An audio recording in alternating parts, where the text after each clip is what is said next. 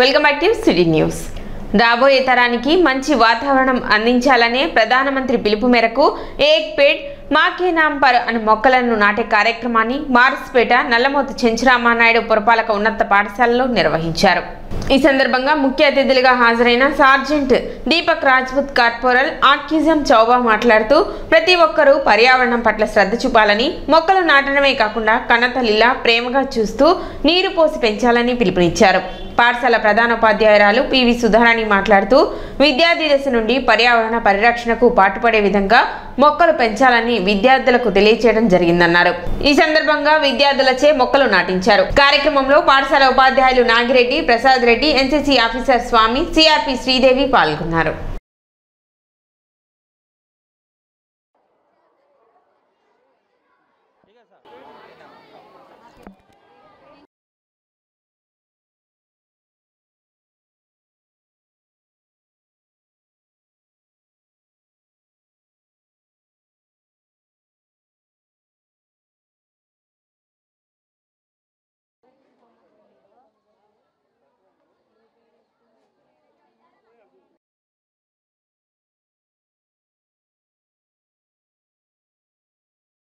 एक पेड़ माँ के नाम पे लगाना है।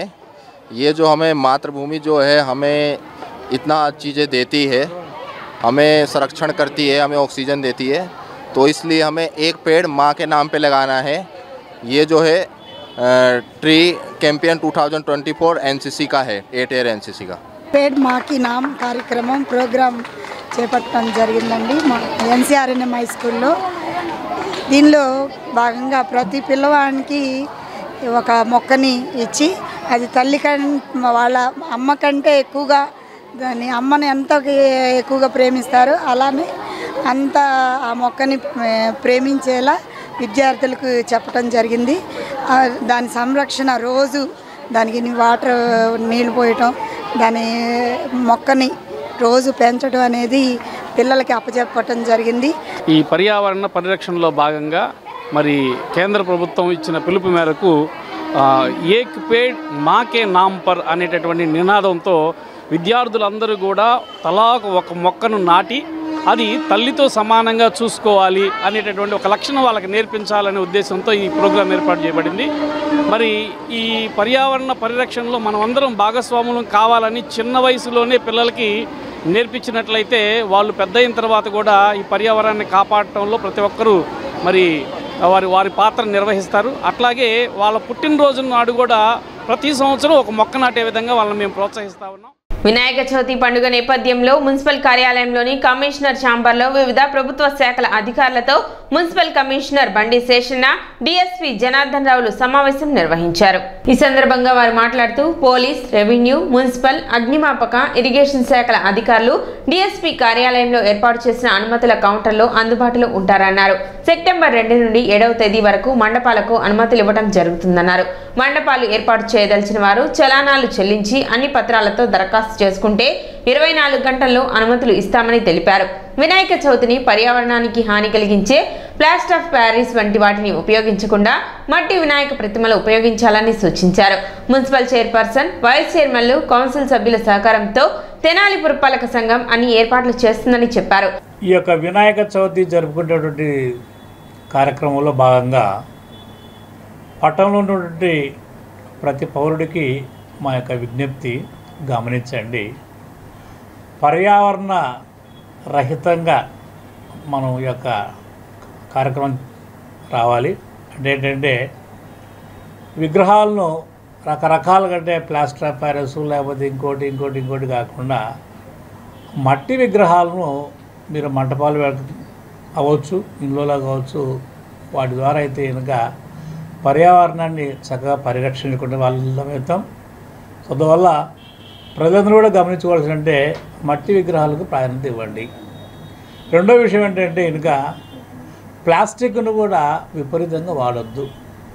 120 mm ఏదైతే ఉందో అది అంత లోపల ఉన్నటువంటి సింగిల్ యూజ్ ప్లాస్టిక్ ఏదైనా కానీ దాన్ని వాడకుండా ఉండాలనేది ప్రతి ఒక్కరిని కోరుతున్నాం. ఈ రెండు విషయాలు పర్యావరణానికి హానికరం కాబట్టి దీన్ని గమనించుకొని మట్టి విగ్రహాలను వాడండి. ప్లాస్టిక్ను సాధ్యమైన తగ్గించండి. ఈ మండపాలకి పర్మిషన్ ఇచ్చే electricity department, fire services, municipality, revenue, police department, irrigation department అందరూ కూడా ఇక్కడ సమావేశం అయ్యాము. దీని మీద ఈ సమావేశంలో ఈ ఆల్ డిపార్ట్మెంట్స్ కూడా తెనాలి ఎస్డిపి ఆఫీస్ దగ్గర ఒక రూమ్ ఏర్పాటు చేయడం జరుగుతూ ఉంది సింగిల్ విండో కింద. దాని నిమిత్తం పర్మిషన్ కావాల్సిన వాళ్ళందరూ కూడా తెనాలి డిఎస్పీ ఆఫీస్ని అప్రోచ్ అయితే ఒకే రూఫ్ కింద అంటే మా ఆఫీసులోనే మీరు ఎలక్ట్రిసిటీ సంబంధించిన ఫైర్ సర్వీస్ కట్టాల్సిన చలానాలు కట్టి దాని నామ్స్ ప్రకారం మీరు అన్నీ తీసుకొస్తే మీకు ఆ రోజే పర్మిషన్ ఇవ్వడం జరుగుతూ ఉంటుంది. దీని నిమిత్తం ప్రజలందరూ, కమిటీ సభ్యులు, మండపాల ఆర్గనైజర్స్ అందరూ గమనించి దీన్ని ఫాలో అవ్వాల్సిందిగా, ఏదైనా డౌట్ ఉంటే మా ఆఫీస్ని సంప్రదిస్తే మేము డౌట్లన్నీ క్లియర్ చేస్తాం. తహసీల్దార్ గోపాలకృష్ణ మాట్లాడుతూ పండుగను మంచి వాతావరణంలో జరుపుకోవాలన్నారు. 3వ రోజు నుండి నిమజ్జనాలు ప్రారంభమవుతాయని, 11వ రోజుకు ముగించాలని తెలిపారు. పట్టణంలో 2 ప్రాంతాల్లో నిమజ్జనాలు జరుపుకునేందుకు చర్యలు తీసుకున్నామన్నారు. అక్కడ బారికేడ్లు, లైటింగ్, క్రేన్ సదుపాయం కల్పిస్తున్నట్లు చెప్పారు. మండపాల నిర్వాహకులు ప్రభుత్వ నిబంధనలకు లోబడి ఉండాలని సూచించారు. ఎవరైనా నిబంధనలు అతిక్రమిస్తే చట్టపరమైన చర్యలు తీసుకోవడం జరుగుతుందని హెచ్చరించారు. సమావేశంలో irrigation EE Mallikarjuna Rao, rural CI Bellam Srinivasa Rao, in-charge municipal ME Srinivasa Rao, municipal electrical ఏఈలు పాల్గొన్నారు. పండగ అనేది పండగ వాతావరణంలో జరగాలి. అందరం చక్కగా సుఖ సంతోషాలతో ఉండాలని, హ్యాపీగా ఉండాలని పండగ జరుపుకుంటూ ఉంటాం. దీన్ని పోటాపోటీలుగా అంటే ఒకళ్ళు పెట్టిన దగ్గరే ఇంకొకళ్ళు మండపాలు పెట్టడము, లేకపోతే వివాద పట్టము, గొడవలుగా చేసుకోను, లేకపోతే లా అండ్ ఆర్డర్ని డిస్టర్బ్ చేసే విధంగా అయితే ఉండొద్దని విజ్ఞప్తి చేస్తూ ఉన్నా. ఏ చిన్న విషయం ఉన్నా కూడా మా పోలీస్ సిబ్బంది, మా డిఎస్పీ గారి ఆధ్వర్యంలో పర్యవేక్షణ చేస్తూ ఉంటారు. గొడవలకు ఆస్కారం లేకుండా పండుగ చక్కగా జరగాలి. మా వైపు నుంచి మేము పూర్తి సహాయ సహకారాలు అందిస్తాం. అనుమతులన్నీ కూడా మీ ఎలాగో సింగిల్ విండో సిస్టమ్ ద్వారా ఇవ్వాలని మంత్రి గారు నిర్ణయించారు కాబట్టి మేము ఇమ్మీడియట్గా 24 గంటలు తిరిగేలోపే అన్ని అనుమతులు ఇచ్చే విధంగా ప్రయత్నం చేస్తాం. మాకు మీ నుంచి సహకారం కావాలి. తెనాలికి మంచి పేరు రావాలి. ఎక్కడా కూడా నిమజ్జనం జరిగే చోట కానివ్వండి, నిమజ్జనం కూడా ఇక్కడ 11 రోజులు చేస్తారని చెబుతున్నారు. 7వ తారీఖు నుంచి సుమారు 18వ తారీఖు వరకు నిమజ్జనం ఏర్పాట్లలో కానివ్వండి, ఎక్కడ పోటాపోటీగా పండగ జరపండే కానీ వివాదాలు పడవద్దు. సభ్యత్వ నమోదుతో పార్టీ బలోపేతం అవుతుందని బీజేపీ నాయకులు పేర్కొన్నారు. స్థానిక బురిపాలెం రోడ్లోని పట్టణ పార్టీ కార్యాలయంలో నిర్వహించిన సమావేశంలో నాయకులు పాల్గొన్నారు. సెప్టెంబర్ 2 నుండి భారతీయ జనతా పార్టీ నూతన సభ్యత్వ నమోదు కార్యక్రమం తెనాలిలో ప్రారంభిస్తున్నట్లు తెలిపారు. పార్టీ నాయకులు, కార్యకర్తలు ఈ కార్యక్రమాన్ని ప్రతిష్టాత్మకంగా తీసుకుని విజయవంతం చేయాలని సూచించారు. తెనాలిలో ఈ కార్యక్రమాన్ని ప్రతిష్టాత్మకంగా తీసుకుని అందరూ పనిచేయాలని 10,000 సభ్యత్వ నమోదు టార్గెట్గా సూచించారు. అదేవిధంగా 8800002024 నెంబర్కు మిస్డ్ కాల్ ఇస్తే సభ్యత్వం నమోదవుతుందన్నారు. మాన్యువల్గా కూడా సభ్యత్వం చేసుకోవచ్చని తెలిపారు. పార్టీ అధ్యక్షుడు అడప సంపత్రాయుడు, తెనాలి పట్టణ సభ్యత్వ ప్రముఖ అమ్మాయి చౌదరి, మంగళగిరి సభ్యత్వ ప్రముఖ్ సిహెచ్ విజయభాస్కర్ రెడ్డి, వాసుదేవ నాయుడు, టి అనంతాచార్యులు, సాయి గుప్తా, లక్ష్మీ దుర్గ, మలవరపు రాజు, కనకదుర్గ, సికా రవీంద్ర పాల్గొన్నారు. భారతదేశంలో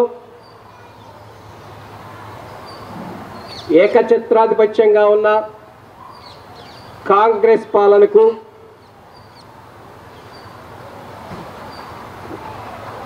అడ్డుకట్ట వేసి ఈ రోజున దేశంలోనే కాదు దేశ విదేశాల్లో కూడా భారతీయుల యొక్క ప్రతిభా పాఠవాలనే కాదు విశ్వంలో విశ్వగురువుగా ఎదిగే స్థాయికి ఈ భారతీయ జనతా పార్టీ కార్యకర్తలతో ఏర్పడిన ఎన్డీఏ గవర్నమెంట్ ఈ రోజున ఈ రాష్ట్ర దేశంలో ఉంది. ఈ బలమంతా కూడా భారతీయ జనతా పార్టీ సభ్యులదే అన్నది అందరికీ తెలిసిన విషయం. ముందుగా భారతీయ జనతా పార్టీ ఉన్న సభ్యులందరికీ కూడా భారతీయ జనతా పార్టీ తరఫున వారికి మా హృదయపూర్వకమైన అభినందనలు తెలుపుతూ, అదేవిధంగా మనం ప్రపంచంలోనే ఒక రాజకీయ పార్టీకి అత్యధికమైన సభ్యత్వం ఉన్న పార్టీ ఏదైనా ఉందంటే అదే భారతీయ జనతా పార్టీ. అది కూడా అప్పుడు మన అమిత్ షా గారి యొక్క సారథ్యంలో మనం సంపాదించుకున్నాం. ఆ కొనసాగింపు ఇప్పుడు కొనసాగుతుంది.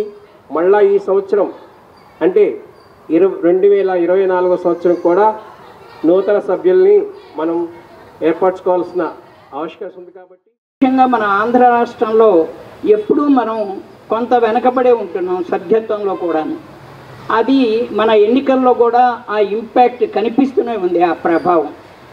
కాబట్టేసి ఇప్పుడు మనకు మన యొక్క జాతీయ లక్ష్యం ఏమిటంటే 30 కోట్ల మంది సభ్యత్వం కావాలి అని చెప్పేసి, అలాగే రాష్ట్రంలో నిర్ణయించుకున్నటువంటి సభ్యత్వ లక్ష్యం ఏంటంటే 1 కోటి అని మన యొక్క ఆంధ్రప్రదేశ్ భారతీయ జనతా పార్టీ అధ్యక్షురాలైనటువంటి పురంధరేశ్వర గారు అక్కడ ఇచ్చొచ్చింది 1 కోటి సభ్యత్వం చేస్తామని. అంటే మనకున్నటువంటి జనాభా 5 కోట్లు. 1 కోటి మంది 18 ఏళ్ల క్రితం లోపు వాళ్ళు ఉంటే 4 కోట్ల మందిలో మనం 1 కోటి మందిని చేస్తాలి అంటే ప్రతి 4గురిలో ఒకళ్ళు ఉండాలన్నమాట భారతీయ జనతా పార్టీ సభ్యులుగా. అంటే ఇది ఒక పెద్ద లక్ష్యమే కావచ్చు. ఈ లక్ష్యాన్ని ఛేదించాలి, ఆ లక్ష్యాన్ని చేరుకోవాలి అంటే ఒక అసిధారా వ్రతమే. కాబట్టేసి ఇంత క్రితమే చెప్పారు. సిటీ న్యూస్ ముంచే ముందు ముఖ్యాంశాలు మరోసారి.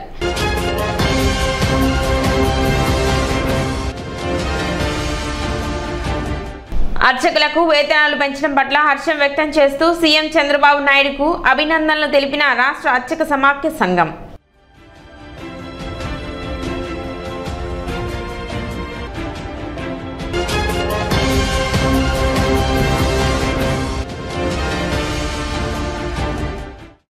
ఆంధ్రప్రదేశ్ హెచ్ఐవి ఎయిడ్స్ నియంత్రణ మండలి సొసైటీ ఆధ్వర్యంలో ఎయిడ్స్ పై అవగాహన సదస్సు.